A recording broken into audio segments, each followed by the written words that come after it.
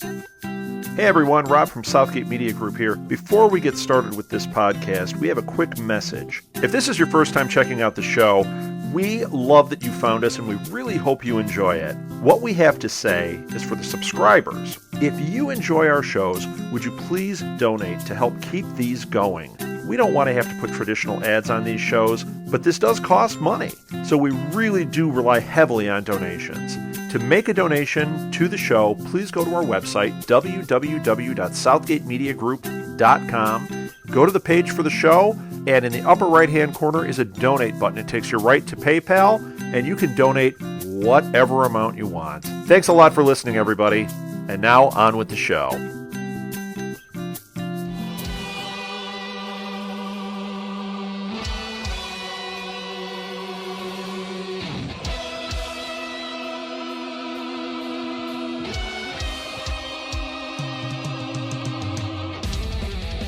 Welcome to Rebelscast. My name is Jonathan, and of course I'm joined by Nicki.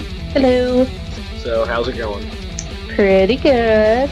Just busy with work, all that fun stuff. Yeah. How about you? About the same. Yeah. So this is our first episode in February, right? Yes, this is the beginning of February. And the calendar character for this month is Sabine. Ah, very nice. Which I think is kind of appropriate with pink being Valentine's Day. Yeah. So she's definitely our little Valentine. And we did get some weird, things she said, and which we'll get to later. That are very head turn, a dog when they hear something really strange. Yeah. I'm my head kind of cocked a little bit, like the RCA dog. Like, did I just hear that right? Yeah. Okay, so we'll get to that. Yeah. So this week's episode is called Vision of Hope, and very meaningful for this episode. Yes. And they are well titled, these episodes, I will say that. Yes. And it is directed by, I do not have the thing open right now, but I get it open. It's a tradition. And it's directed by Stephen J. Lee and Henry Gilroy, which are both have done a lot of work. Right. So,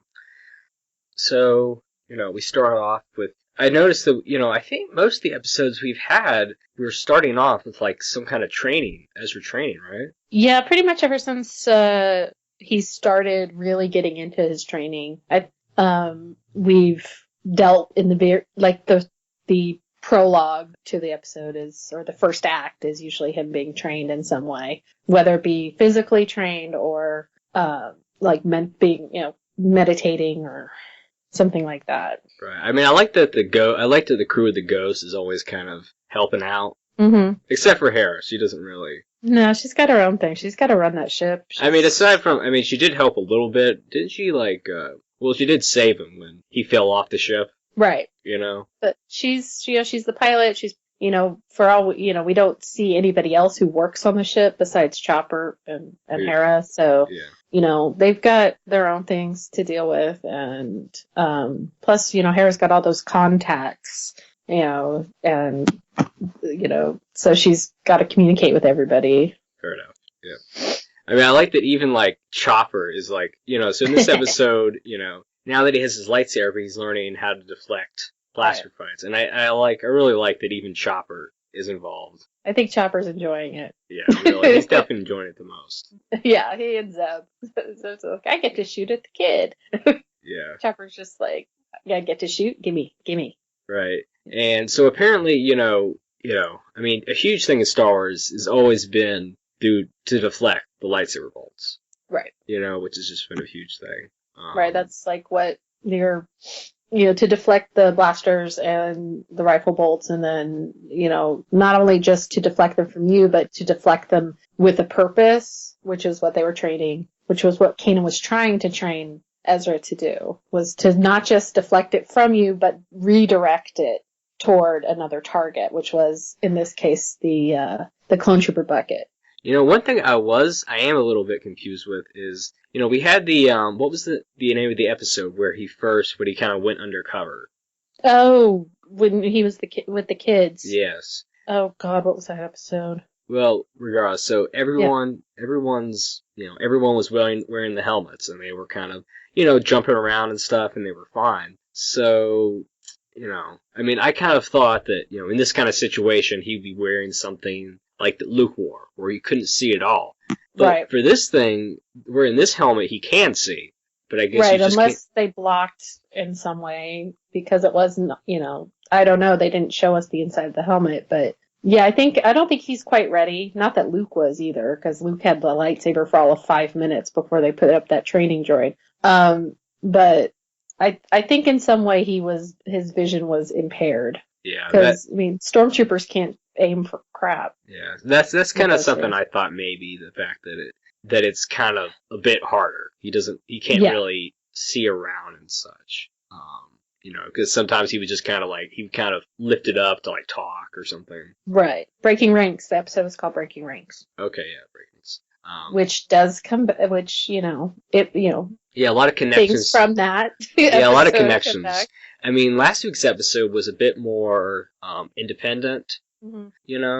with Lando, and this one Right. is definitely connected, much more connected to the overall story. Right. It's a lot of shows do that. It's like you have an underlying mythology, and I think shows like the X-Files really kind of made that really popular, where you have an underlying mythology and then you have standalones or the monster of the week kind of thing. I think Lando is definitely a standalone, and one smooth, one cool man Yeah, we talked kind of about that. episode. Yeah. So I think, yeah, we're back into the more of the mythology of the show. There is something we kind of get a bit of a callback to.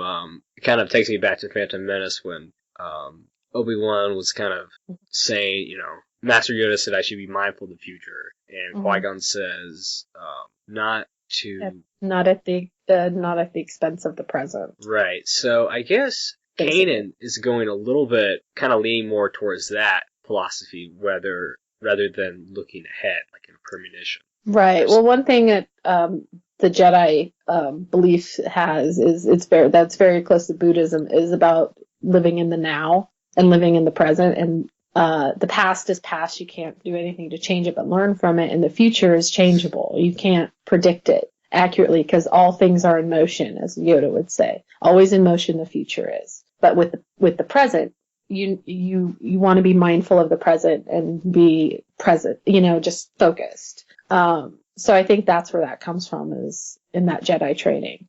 Be mindful of the future, but just know that but what you do in the present is going to affect the future. Right, and he's having trouble concentrating on this, and that's when he kind of, he lifts up the little face mask, and then he kind of, he does like a little dizzy spell or something. Mm-hmm. He's like, and he kind of has some kind of really surreal kind of moment. Right, he has that vision. Right, and when it's described, when he describes it to Sabine, I can kind of understand. It doesn't sound a whole lot different. Right.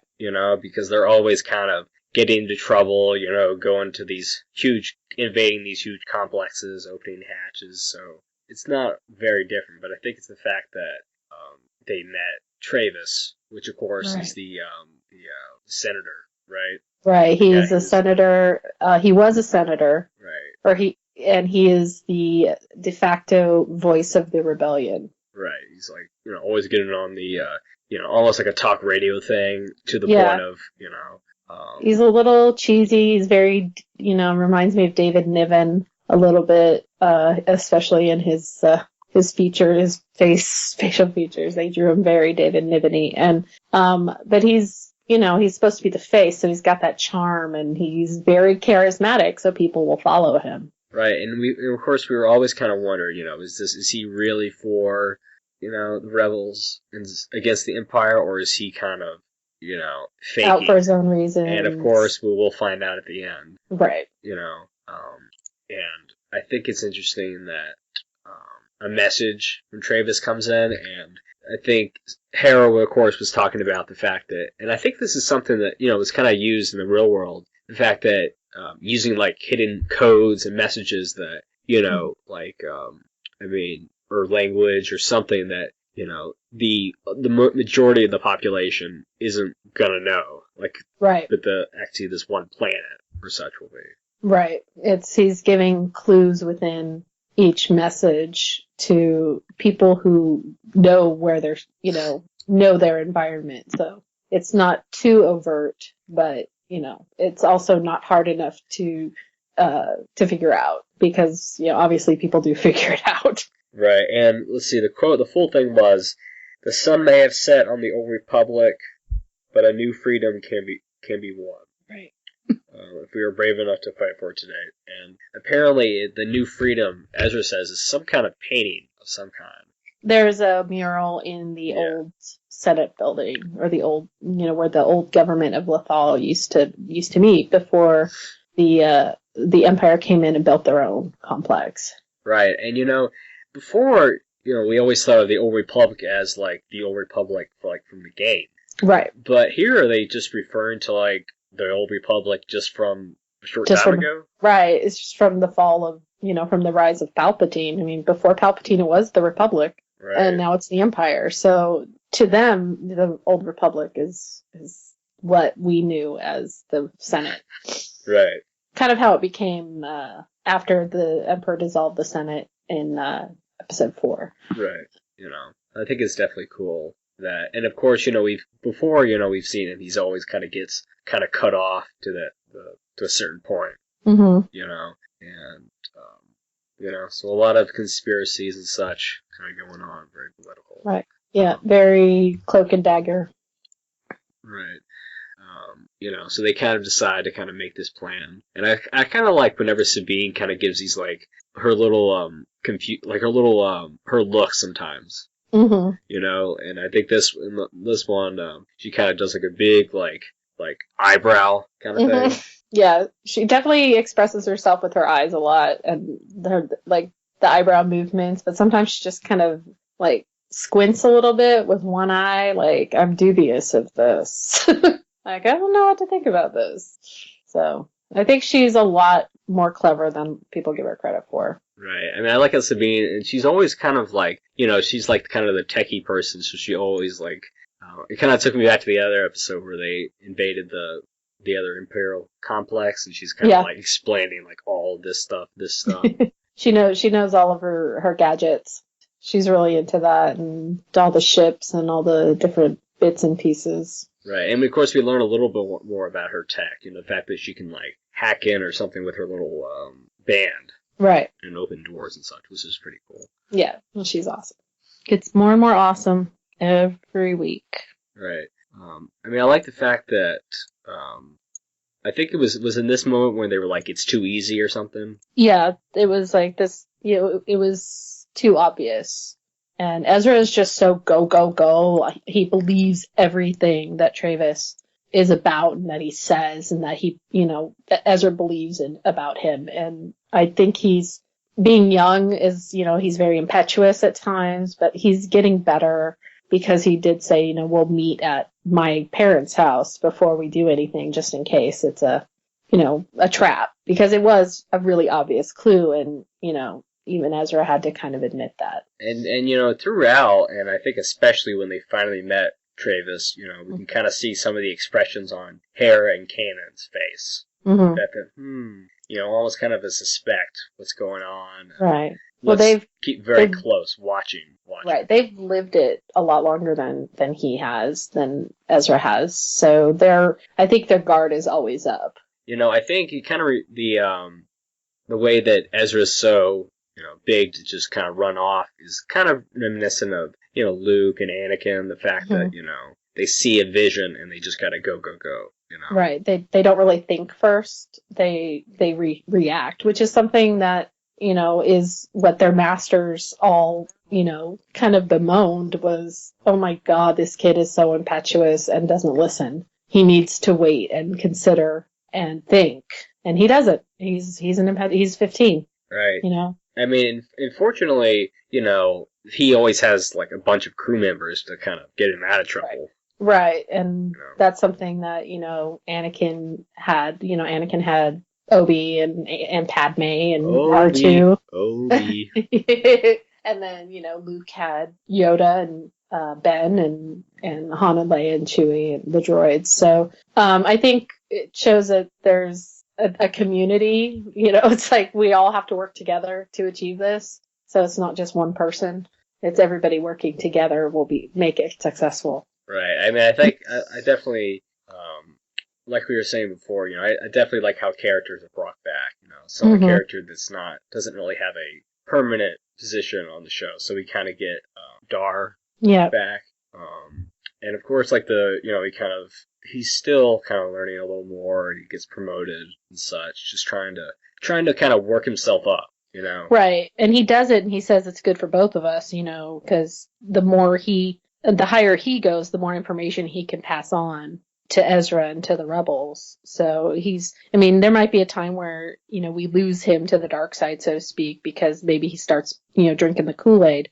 But right now he's doing, he wants to achieve these things because he's still trying to find his sister, and he wants, answers, and he wants to help the rebellion. Right. And apparently he's going to go to an officer academy. Right, off-world, so we don't know if or when we'll see him again. And right now, he's not necessarily he's not really in situations where he'd have to, go after rebels and such, or any people that opposes the Empire, but, more than likely, he's going to eventually get into that position, and he's going to be like, what am I going to do? Unless they have him pushing papers at a desk job somewhere, he's probably going to end up, at some point, being forced to... he's not a stormtrooper, so he's not going to be, in that range of jobs. But, he might be asked to lead a group of stormtroopers, or to, give orders to them. And some of those orders are going to be some things that he doesn't believe in. You may fire when ready. Yeah. And stormtroopers won't be able to hit anything. Yeah, I like the fact that the stormtroopers, are just they're kind of clueless, Yeah, well, they're probably like 18-year-old kids who joined the military. They, did what this was. A lot of them maybe have been drafted. The Emperor, after the clones aged out, the Emperor had to do something, so they might have instituted a draft where like all 16-year-olds had to, go into service to the Empire. Right. For a number of years, kind of like they do in Israel, is all Israeli-born. Right, they have to serve... They have to serve at least 2 years in the Israeli military. Right. Unless they get dispensation. Like, I don't think Natalie Portman had to, even though I think she got a doctor's note or something that said she didn't have to because she was born in Israel, so. Right. And of course, we get more Callus, which is always cool. Sideburn. I love Sideburns. Ugh, I love that man. There's something about his voice, and it's just so beautiful. I'm conflicted about him. He's such a douchebag, but he's so cool. And then, of course, we get Senator. I forget the character's name. The chick? Yeah. Oh God, I can't remember her name either. Hold on, let me see if I can find it. No, it's not in the synopsis. But she's one of the Lothal, the higher ups in Lothal. She's kind of got the Imperial officer gear going on. The hat's a little higher, but a little higher profile. But she's like the minister or the representative of the Empire in Lothal. Right. And so she's kind of annoying, but I think she's supposed to be. So. Right. I'll remember it at some point. Yeah. I think that's kind of and we kind of seen her kind of pop up a few other places. Right. She was at like the celebration of Empire Day and places like that. Right. And she's always kind of frustrated, She's always annoyed. Yeah, very much so. She kind of needs to take a chill pill, I think. I like the fact, and I do like this kind of fact whenever whenever we have some disagreements and such within the Empire, the fact that some people don't always have the same interest. They don't have the full, as far as what the Empire, their goal is. And right. There's always kind of a hidden agenda. And her name is Minister Maketh Tua. Okay. Cool. And an interesting note when I was looking up, it's like, who did the voice? Who is the voice of Senator Gail Travis? Brett Spiner. Oh, that's right. I forgot about that. Yeah. So we have a Star Wars, Star Trek crossover. Yeah, and I don't think when we first met him, I don't think we mentioned that. No, I didn't. I couldn't even tell. And usually I don't really pay attention unless, it's like, who is that kind of a feeling? Because I usually don't think about the recurring characters, and, I think it's one of the other guys because, like, Stephen Bloom does different voices, D. Bradley Baker, and then you have the brilliant David Oyelowo, who should have been nominated for an Oscar, as Callus, so he's a really great actor, and he shows that a lot. Voiceover actors are kind of the unsung heroes. I think nowadays they get more and more recognition, and some of them are the highest earners in Hollywood, actually, but I think a lot of people forget about voice actors as actors because these guys are actually acting. It's not just sitting in a room reading lines. There's a performance there. Right. There is one thing I noticed in this episode, is the fact that, Steve Bloom, who of course is Zeb and the Stormtroopers. And the Stormtroopers, that's like his real voice. Yeah. And I could have sworn that I watched the episode twice, and I could have sworn it was sometimes when he was playing Zeb that his actual voice was slipping in there a few times, like he was starting to get out of character. It might have happened. Sometimes even the sound recorders and the voice directors don't pick up on that, but it's very possible. It's hard to maintain a voice. Right. Who knows how long they were recording for, too. I mean, you don't just go in for 20 minutes and just record your lines. It's having done some myself. It's like, it's a long process. Right. It's hours and hours and hours.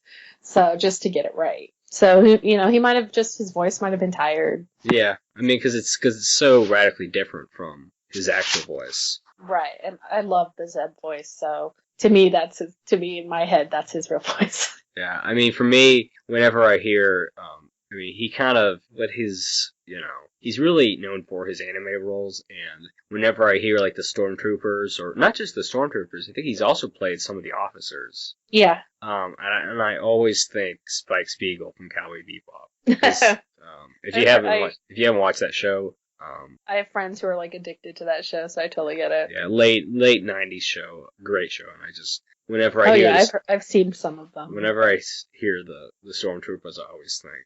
And it kind of, as far as the Stormtroopers sounding the same, it's kind of like, D. Bradley Baker with the Clone Troopers. Though with that, they kind of separated them a little more with different. Right. They were all clones, so they kind of had the same voice. So, these guys, are not, these new Stormtroopers are not clones. So they kind of have to have differences in their voices. But if they're all from similar places, they're going to sound alike. I mean, if they're all kind of, Stormtroopers and such, and we always see them, and I mean, I think it's I can kind of give a pass if they're all the same voice, because I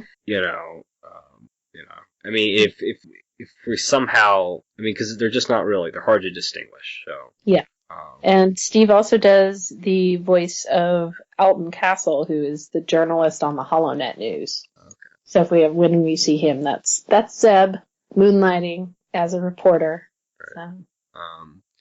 I do like that we're getting back to and I think we were here in this city before, Lothal. Yeah, it's like the capital city of Lothal. And it definitely takes you back to the pilot episode where, Ezra was trying to steal. Yeah, it was like Aladdin. It was a lot like the movie, Disney's Aladdin. It was like where he's always kind of one step ahead of the bad guys. Yeah, and if the big is I still remember, if the big guy gets you, you're dead, I think. Good luck. Yeah.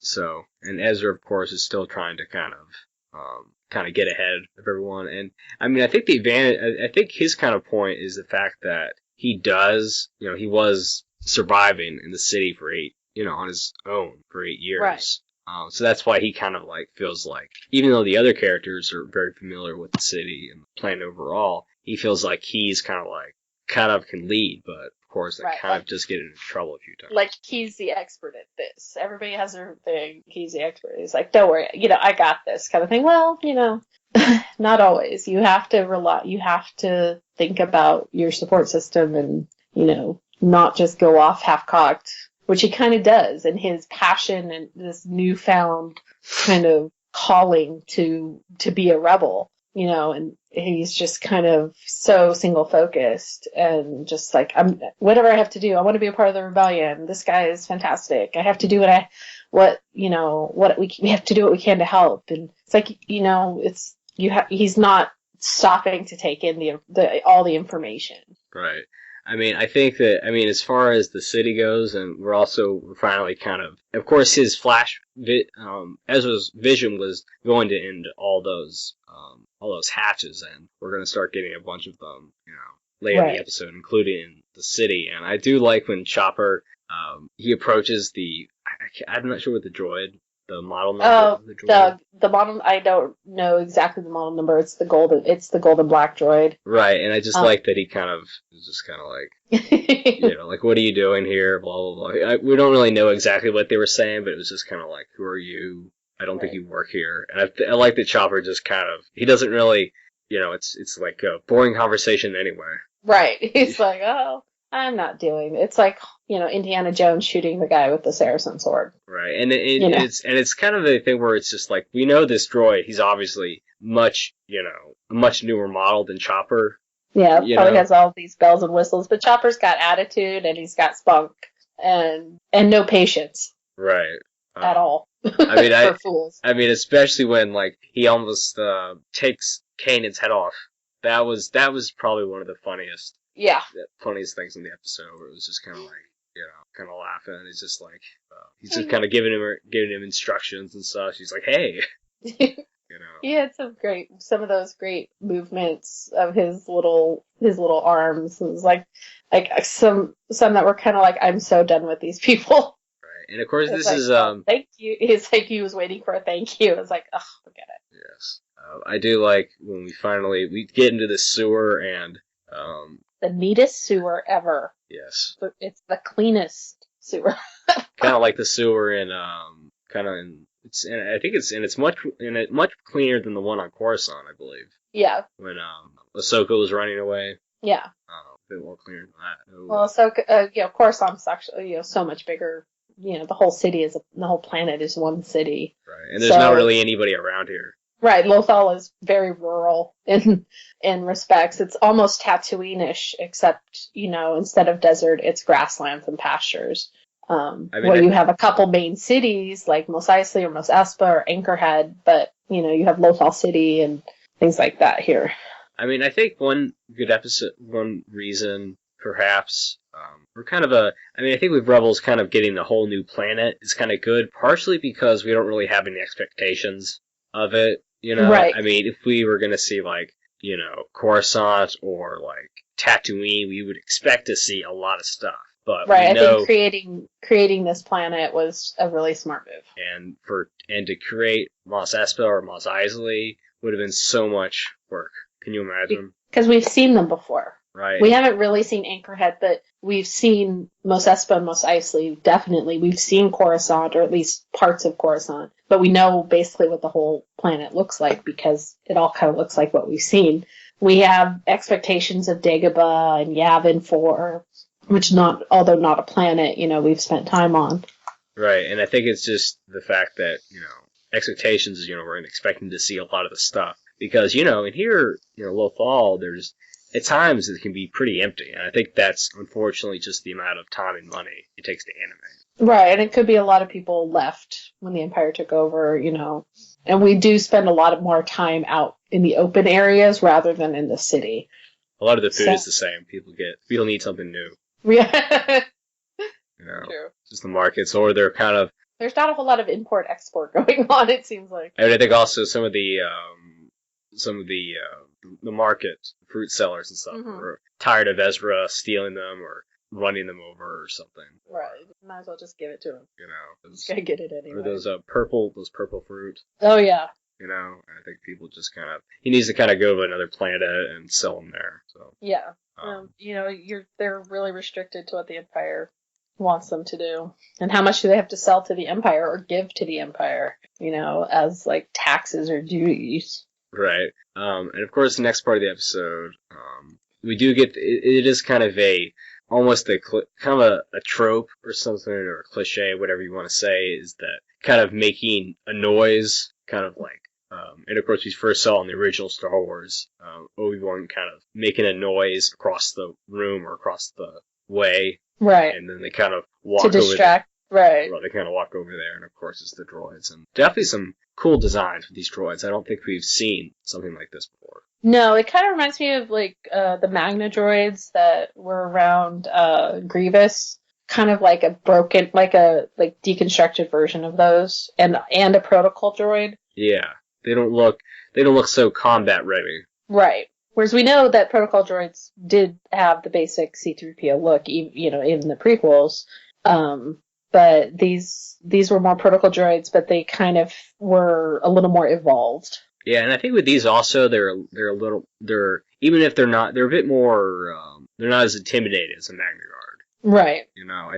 I think maybe basic stuff, kind of like the Imperial Guards and such, maybe about the same combat ability as them. Right, which is not much. Yeah, so they don't have a lot to live up to. Right.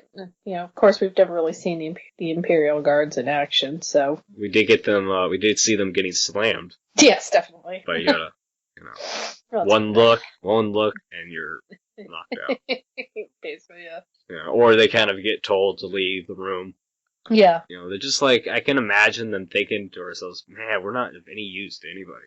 Right. We're just bad. We're even more useless than a stormtrooper. I mean, does this Empire really need our help? He can shoot lightning out of his hands. What are you going to do with these? We have these, like, sticks. Right. We have to wear this really heavy costume and this helmet, and we can't see out of it very well. We have to stand here all day guarding the old man, and that's it. I would really like to see those sticks in action. We just see them kind of wave at Yoda. Yeah.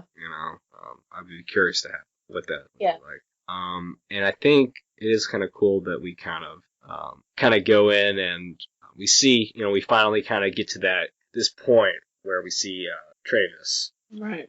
It was at this moment when they came in that I started to get to quote Star Wars, I have a very bad feeling about this. Yeah, and I think that's also when we kind of get some of the concerned looks from some of these kind of key things that he said that kind of give Kanan and Hera kind of a Yeah, it was definitely things that make you go and I think the whole time it was just like there's something not right here. Yeah, and then that was like, and it wasn't even almost a hesitation. It was almost like just a few seconds, like a minute later, they all come in. Right. How did that happen? Right. Well, it could have happened because your clues were ridiculously obvious, or could have happened because something else. Yes. Which it turned out to be something else. Yeah. I mean, I do like that. We kind of kind of have a complete reunion with everyone. Yeah. Including the minister, who just who just loves to pop in and say, yeah, she's not armed, and stuff. She's like, she's fairly useless in these situations. Where's the Mandalorian? Right. Where's the little one in the Mandalorian? I mean, I do love that Sabine is just loves her explosives. Oh yeah, she likes things that go boom. And of course I love Zeb's. That's when I get Magna Guard, like totally, because that looks so much like a Magna Guard weapon, and I love those weapons in the prequels. I thought those were so cool. That's the whole reason I have those action figures. Oh yeah. Is I was like, I want one of those. Another thing I just noticed is that Sabine kind of jumping from those pillars and such. Yeah. Yeah, there's a little something to her. She's very, acrobatic. And of course, we also kind of saw her with the double blasters in the very beginning of the episode. Right. Just kind of the dual blasters, which is kind of a Mandalorian kind of thing. Always having dual blasters. You never really see them just with a single. No, there's always at least two. I mean, of course, when Jango was shooting that Jedi, he only had one, but he didn't really need to. Right. I think it's whatever you have to use. There's another one on him somewhere. Right. So we do kind of get Sabine, as we mentioned before. Sabine's like lockpick kind of thing, which is kind of an electronic thing, and she's like has kind of an idea where they're going, but they're like, I hope. I think they know where they're going. We also see an Imperial shuttle, which is definitely a cool callback to the. Oh yeah, that thing came up when they came out and the senator's ship was gone. I was like, it's the shuttle Tadarian. Which is a great callback, and it looks great. Yeah, it was so cool. Definitely. I mean, that hasn't changed. That design really hasn't changed, and I liked seeing it again. Right. And I think Callus, kind of had I think I think he kind of felt like he, when he kind of came in, he kind of caught them all off by guard. You see that in quotes, off guard. Even though Hera and Kanan are always kind of on the alert, he kind of was very just kind of a mustache twirling kind of, we got you guys. And I do like that, he still thinks Ezra's name is Java. Yeah. I was like, oh yeah. Even though he didn't, I thought he would have said, if that's your real name. Because Java, I guess he doesn't really know much about the Hutts, because, that's definitely... Not much of a presence there on Lothal. So I guess he's still kind of Java. Yeah. Jedi, Padawan Java, didn't he say? Something like that, yeah. Java, so it's just... And I like the fact that he kind of dropped some of their names, like cool names as well. Yeah. It's also really cool because they're definitely making an impact. That just proves that, the fact the Empire knows who they are, it means that they're doing something right, because they're out there causing trouble for the Empire. And I think earlier I don't think we mentioned that the fact that the Inquisitor is huge in tracking these Jedi down. And that's what, granted, that's what Vader has, recruited him to do. Is to track down the Jedi, destroy them. But, Cal definitely has kind of a disagreement. And, he kind of has a point, if you find if you're looking for these specific Jedi, if you look for the rebels, the Lothal rebels, you're going to find these two. Right, but he's focused on, the Inquisitor he's a very cool character, and he's very devious and diabolical, and I think he is very much of the kill them all kind of kind of thing. It's like he wants to track these guys down, he'll get them, but he's also out there. He's not just sitting on his evil throne, waiting for word of Ezra and Kanan. He's out there hunting other Jedi down too. I think Callus kind of has his regular duties, but my question is, is he on this? Is this a side job, or is he it's kind of or the fact that he's kind of on Lothal, he's kind of just this is kind of his day-to-day thing, and then maybe when the Inquisitor or a superior officer says you need to do this, they go do this. Kind of like some detectives and such, where they kind of have their main job, but then they're still trying to look into this other case. Right. They're kind of they've got that cold case on their desk, and they're determined to solve it, kind of thing. Right. So I think he's kind of like the head of the police force, the head of the stormtroopers on Lothal, and he takes that job incredibly seriously. But he's also so fun because he's not an infallible bad guy. He makes mistakes. Right. And I still love his helmet because it reminds me of his sideburns. Yes. And kind of Magneto-esque also. Of course. A lot of fun. And it's just, and of course, I think at about a third of the way, about 2/3 of the way or so, we do get I think that's when we actually get the premonition, right? Of them all diving into the sewer. Well, yeah, Ezra he had seen bits and pieces right. of similar things, and I think that's when he saw that he kind of figured out that that's what they were supposed to be doing. But, always in motion the future is. And a couple times, of course, we alluded to, in the episode is when Sabine's like, I smell Ezra. And that was definitely a weird thing. Just yeah, she goes, I know what you smell like. And we never really, in the first time he asked her, Kanan's like, let's focus. And then, of course, later in the episode, I think Hera was like, make a snide remark or something, a smart remark. She made a smart ass comment. Yeah, something like that.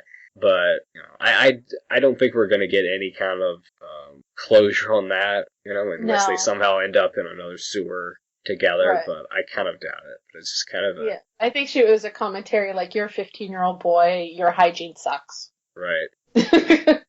You might want to work on that. You've been hanging out with Zeb too long. And it's just also a kind of teasing him, even back when at the beginning of the episode, Zeb was kind of like, what's up with your reaction time when he was trying to hit him, and then kind of Sabine was kind of messing with him as well. So because we know that Zeb and Sabine are always kind of hanging out. Right. And they are all, they think of Ezra as the little brother, and they're treating him as such. Right. So. And, of course, in the sewer is when we kind of really have, when Travis Travis is Dun working dun on. dun. You know, is when we really big had reveal. this suspicion. You know. Yeah. Something's not right. It's like, why isn't he running? Right, and it's just kind of like, yes, is this like cliche like man who's not very fit, But because then it's like, he could do it, but he was very deliberately delaying them, and I noticed that right away. I was like, I think I was right about this guy. right, but even when they were kind of behind the two, I mean, I couldn't really see the camera, but he was still kind of breathing hard, Yeah, so that could have been an act too. I mean, obviously he's pretty good at it. Yeah, and of course we do get introduced to, and I do like the fact that droids kind of get a pass on things, where stormtroopers or because stormtroopers can't understand what they're saying. Or I mean, I guess my point is just kind of like, you know what? I'll just kind of assume you're working with us, whether Right. it be on the Death Star when they like open Right. up. Droids should not have allegiance, I think, is what the thing is, because they're not human. They can't choose sides. They do what they're programmed to do. So I think they're underestimated in that capacity because, I mean, we've seen that droids definitely do form allegiance and alliances with humans and other droids and other creatures, but they kind of get a pass because, yeah, droids are everywhere. Droids do the maintenance. So it's not a shock to see a droid. And then Chopper's like explaining what he's doing, and these guys are like, yeah, just get on with your work. I mean, C-3PO on the Death Star is kind of like, you might catch them. Yeah. I mean, I do like when the Stormtrooper here was trying to read the number. He's just like, this. C1, and he 0. He said he gave like a 5 or 6 number letter. Yeah, I think that's the first time we've actually heard Chopper's call, or at least an attempt on a call sign. Kind of like the R2D2, where I mean, if I see this droid, I'm gonna not really think, would the Emperor really have one like this? Right. I kind of doubt it. I mean, it's an older droid, but it checks out. I mean, I would think this would be like kind of a one that was, I don't know, just Chopper is C1-10P. Right, C1-10P. Yeah. An irritable astromech droid, built by Hera. Right. Or and it's just kind of like I can only imagine this Chopper being on the Death Star and interacting with some of these mouse droids. Like, get out of my way. He has no patience for anything. I just ran across a quote from Dave Filoni, about Chopper. He likes to do things the way that he wants, not necessarily the way the crew wants or as fast as the crew would like, but he gets the job done. He's incredibly loyal. If R2 is your favorite dog, Chopper is a cat. Yeah. I think I've heard people say like, Chopper's the cat because he just does what he does. He's like, I'm doing my own thing. Go away. Right. So cat-like. It's so true. I do like the fact that they're still kind of using their call numbers, the Spectre 5, Spectre 4. Right. I think it simplifies things, probably.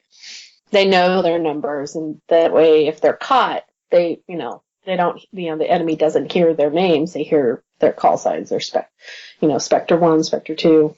So. I mean, I really like whenever like a friend, like an ally who is about to be revealed as the bad person, or you suspect, kind of gives those kind of annoyed looks, or kind of because kind of an expression where no one's actually looking at him, and that's when Ezra was talking about, or Kane was talking about getting to the fans, and he's kind of what's gonna happen next. I guess this is when I got to reveal myself or something, because something's about to come out, and I think with all the. Ezra's talking about his parents, and then something Ezra did not see in his vision happens. Yeah, and I think it's definitely kind of an ideal spot, kind of like the first time, where it's just kind of a much more open air spot. Right. And it's definitely perfect. I mean, even though they do have a fan, but it's something that much harder to kind of get, but not for a Jedi. No, I think Travis is very much like, this is not going how it's supposed to be. I'm going to throw a little temper tantrum and accidentally reveal who I am. Right. And I do think that, and it's really something we suspected kind of from the beginning, the fact that is he really in our best interest, or is he like the Emperor the Emperor's puppet. Yeah, like trying to lure out the rebels. Trying to spread like false hope and such. Right. So and try to bring these rebels to, and like we're finding out is that, they kidnap or do horrible, that some rebels aren't heard from again after they meet with Travis. Right. And I think it's just one of those things where it's just like, unfortunately, I mean, even the people that are, good, quote unquote good or quote unquote bad, some kind of things are kind of gray. He kind of just thinks there's not really another situation. It's either kind of, drink the Kool-Aid or, kind of join the winning side. And I guess he kind of felt, they picked someone very charismatic to represent, the leader of a rebellion, and they knew he would work, and rebels believed him, and he gave them hope, like you said, and everybody kind of even Hera believed in him until still the tunnels. I mean, even Travis kind of says, your parents should have worked for the Empire, right? Otherwise, because I think that kind of a very risky thing when you're stepping up against the Empire is that you're very likely to get dead. Right. And he's like, well, your parents were brilliant, but their talents were would have been better used. And I think it was interesting that he dropped the line that like no one has like stood up against in the way they have since their death. And I would like to get a little more backstory on that to see like what they actually did. I would like an episode where we go back kind of in time and see what happened to Ezra's family. I mean, Star Wars hasn't really done much in the huge flashbacks. No, yeah, but there's only so much Ezra really knew about. I mean, he was just a little boy, and he didn't know what he knew somewhat what his parents were doing, but I think it would be really cool to find out what they did. And I don't think exposition, like just a character telling them, like Sibo, could say all he wanted, but I think it would be very cool to see Ezra's parents and see the beginnings of organized rebellion against the Empire. Right. I mean, and any kind of characters that we're seeing now would definitely be cool to have, some kind of callback, some kind of link to what's going on. We could see Ezra when he was a little boy. We could see maybe, an episode or a flashback scene where we see Kanan as a young Jedi. So maybe how Hera became a pilot, or I think some character background would be pretty cool. I don't know if it's something they would ever do, but, I definitely think that it would connect us to the characters even more. Right. I mean, I think it's interesting, of course, that, if you were a true rebel, you would know if a blaster is on or something. Right. So I thought that was kind of interesting. And I guess that kind of assumes that if you're a rebel, you're always like your weapons. You know your weapons because you got to be ready. Even though he's kind of, but on the other hand, I don't think he's ever held a blaster because he couldn't even tell it was charged. I mean, on the other hand, he could always just kind of be in his secret places and just kind of stay under the radar. Right. But still, you would think if you're going up against the Empire, you should definitely be weapon ready. And the fact that he didn't know. Right. He was. I mean, when the rebels first got to the building, the unused former Lothal government building, and there was that big shuttle that looked so much like Chancellor Valorum's shuttle, and it was just out there along with these protocol droids, and I was like, that's a little too obvious. If this guy is the leader of a underground rebellion, he is not going to have neon lights like that pointing at this area, And that was kind of one of my first clues was, okay, why is it so obvious? Right. We knew it was definitely going to be a trap because Zare told us that. Right. He said Callus is, they know what's going on, they're going to be there, but that it was so obvious on the part of Travis made me go, oh, something's not right. Yeah, and then of course we see those, same droids, I assume, right there. Yeah. I mean, the original, when we originally found Travis, the original trap. Right. And I think it's definitely have that moment where, I definitely like whenever Hera kind of punches out someone. Yeah. Kind of reminds you of what? Well, of whenever she punched Lando. Yeah. Except this was right in the head. Yeah. I think that with Hera, it's like if she is incited to violence, you know you're in trouble. Right. Because she is if anyone is a Zen master on that ship besides Kanan, even though he has his moments of anger, I think Hera is the calm, reassuring one. And I've had people say to me, when you get mad, we know it's really bad because usually I'm the calm one and I don't overreact and I don't fly off the handle or get angry unless it's really bad. So I think Hera's kind of like that in a lot of respects. Right, and I think this is really the point, especially when Ezra's just extremely just disappointed about this. Right. Because this whole time he was kind of felt like he was on top of everything and he was going to succeed and it was going to be his huge victory. He was a part of this rebellion and he admired this man so much and he really felt like he was a part of something because they had a leader. I mean, I think that's a really big, the reason cults are so, dangerous is because they form, is like when you have a charismatic leader like that, people put a lot of faith in that person. And he put a lot of faith, and Hera did too, but she was also able to see the signs, which makes her a lot smarter than a lot of people. But, they picked, the Empire definitely picked the right man because he got people to follow him. And I think when you have something like that happen, when you've given so much of your belief to someone, I think that it's even more devastating when you find out that they've betrayed you. Yeah, I mean, I'd definitely be interested about what his fate will be, because now that he's failed, if Right. this was like his big mission, and if he has screwed it up, I mean, it's not like he can turn back time. Right, he's been revealed. There's no going back. I mean, it's going to be known across the system that he is a traitor. And he's not the leader of rebellion, and it's not, listen, they're going to have to find someone else, but even that person is, the Empire, they're not going to be able to find someone else without there being suspicion. Right, I mean, I don't know what's going to happen to him.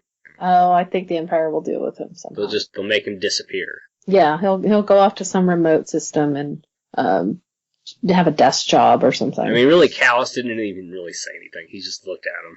Yeah, well, there goes that idea. I think Inquisitor probably would have had a little more frustrated, The Inquisitor just would have taken his head off, in which we wouldn't have seen, because while we do see death in this show, which I think is very brave of them for what's being called a kid's show, it's kid-friendly. Kid-friendly. It's on at a kid-friendly hour. It's about Star Wars. It's on Disney. They don't shy away from the reality. People are going to die. This is going to be good because they're not afraid. Right, and to show realism in a Star Wars animated show. Right, and to kind of getting off some of this tough stuff, we do get another moment where Chopper definitely kind of gets something he deserved when he initially tried to close the hatch, almost on Kanan's head, and this one he almost gets stabbed with a lightsaber. Right, I love it. It was right as he was about to finish, and then the lightsaber comes up. He was like, damn it, you almost got me, and I was almost done. And that was Kanan that did it. Yeah. And I'm not really quite sure. I mean, I think it was just a coincidence, but, Oh, yeah, unless, he's like, Chopper's right there. But I don't think Kanan would have risked hitting Chopper. I mean, and plus, if he did, then he wouldn't have. I mean, he says, you should be happy, Right. And it's just that, just one of those droid things. Right. Chopper was with it. He was over it. I do like whenever, a droid is trying to do something and then, a human will get involved and interfere. Right. Might want to just let them do what they do, because they're far more capable than most humans. Right. I do like when we kind of have these, because Hera's kind of the quote-unquote mother, which, I mean, of course she's a lot more than that, but she kind of has some of these kind of moments where she talks to the younger characters like a mother, and that's definitely the scene her and Ezra have on the ramp. Plus, they probably have more in common than any other two people on that ship, and they both really believed. And she was disappointed too, and I think having someone to share the kind of the burden of grief, because you do have to grieve, the loss of your ideals. in like what you thought. Now you don't know what's going on, and there's so much uncertainty. I think having someone who understood him really helped him, and Hera probably felt the same way about him. He understood what she was feeling too. I mean, whereas the others really don't. Right. I mean, because Kanan's more of the the Jedi related stuff, and if it's not, if you can't give Jedi related advice, then it's much harder. I mean, because really Hera's kind of the one that kind of runs everything, has the main contact with Fulcrum. So any kind of rebels kind of related stuff. It's just she's really been in it, and I think she was probably involved in it before she even met Kanan and dragged him into it. And then I think she is kind of the maternal figure because she is the older female, and that's kind of a role that sometimes we kind of assume, even sometimes subconsciously, is that we have to take care of those of us with maternal instincts and feelings like that. Some women don't, but I know that it's very easy to look at the younger people and want to be protective of them. But she's also very supportive and encouraging of what they want to do. Right. So I think that's about it with the story and such. I mean, I guess one extra thing I wanted to mention is that I don't think we got any John Williams callbacks. I didn't. I was listening the second time I watched it, because I watch it once just for enjoyment, and then I watch it a second time to pick up things that I might not have picked up, and I didn't catch anything that was overtly referencing John Williams. Yeah, I mean, I think, I don't want to, I haven't rewatched the series, from the very beginning in a while, but is this the first time? It might be, and we might just have missed some very subtle hints. Yeah. But yeah, it was very different for music wise. Yeah, because but all the music suited it really well. Yes, definitely. So I think it wasn't like we missed John Williams, themes, but when you go back and watching, there was no really referencing previous musical cues, and which is good. They don't always have to. And maybe there were some subtle ones that were just arranged with different notes. So. Right. I mean, with the Clone Wars, there was a few episodes where we got some John Williams. I remember, Ambush, where we got Yoda's theme. I think some of the other, much more philosophical and stuff, we might have gotten some John Williams callbacks, but for the most part, Kevin Kiner was doing his own thing. Right, and I think there were some space battles where we definitely heard some of John Williams' cues. But yeah, this one was kind of standing on its own in that respect. So I'm just kind of wondering, are we going to get less and less, or is this just kind of an episode they didn't really think needed one? It might just be they're using those cues on a episode by episode basis. It's like, do any of these themes fit? And this one, I can't think of one that they could have used, really. Right. Except maybe, you can't even use Vader's theme because it's so recognizable. And, Callus is not when he marches in, it's not exactly the level of Darth Vader marching into a room. So I think that they're using the John Williams music very, correct, in the right way. They're using it appropriately when they need to. Agreed. Like with Yoda's theme and with some of the Han Solo and the Princess kind of, I've heard little elements of that, and definitely the main title and some of the other lesser known themes, but it's always a few seconds or something. Right. It's never more than a couple bars of music if you read sheet music. It's always just like maybe 2 or 3 bars of music, which is like 12 beats. Right. And sometimes you get more, but it just depends on if the music is appropriate for the scene. Whenever I think of like musical notes and bars and sheet music, I think for a while now I will constantly think of Whiplash. Mm-hmm. That movie was terrifying. Really? Yes. I haven't seen it yet. Yes. I looked J.K. Simmons is like so scared.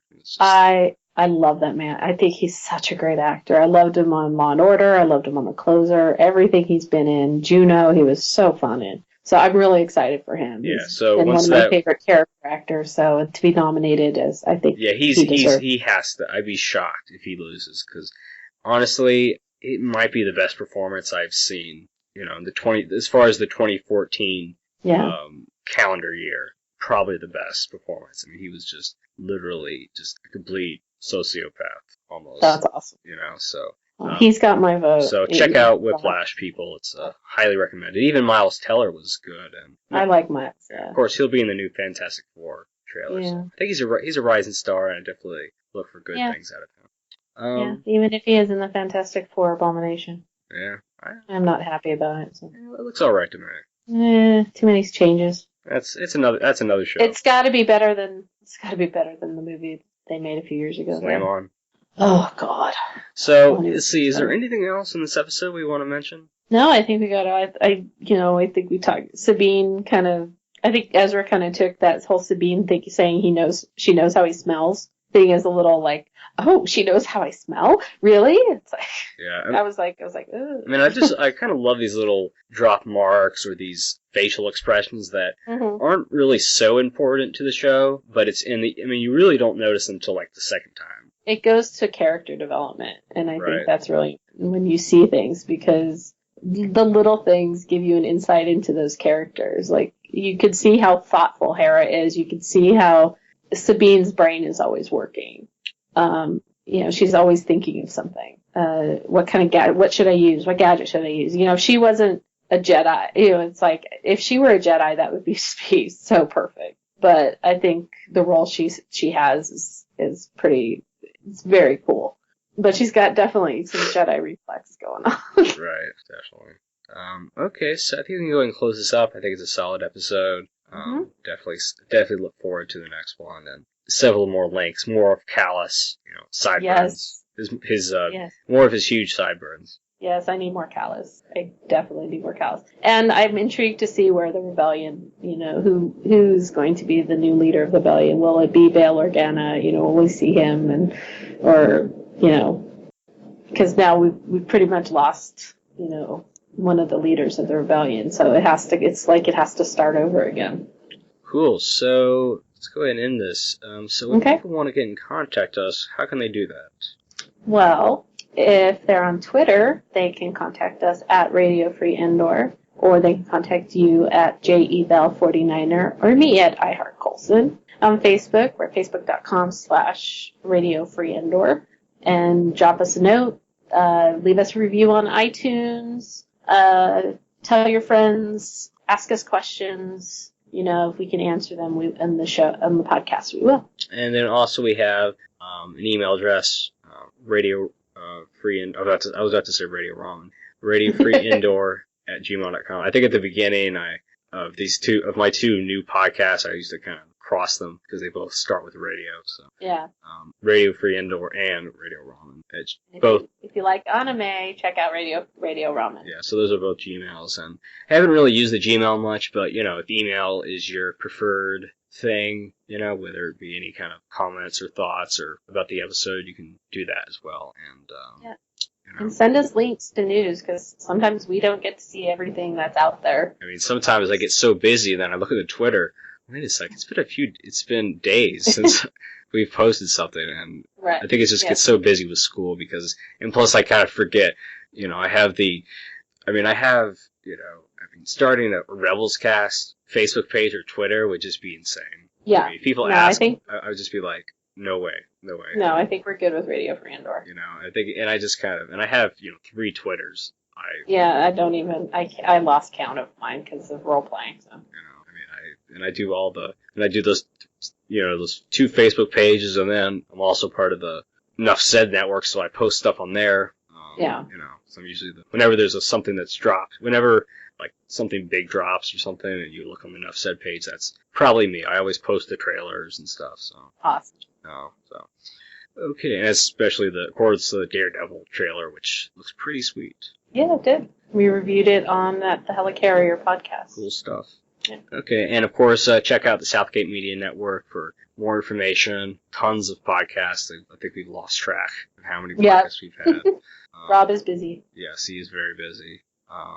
Just for more details, lots of stuff going on. Blogging, editing, podcasting, a lot of stuff going on. And, if you have any interest in being part of it, we'd love to have you. So this was Radio Free Indoor. Rebels Cast. Radio Free Indoors Rebels Cast.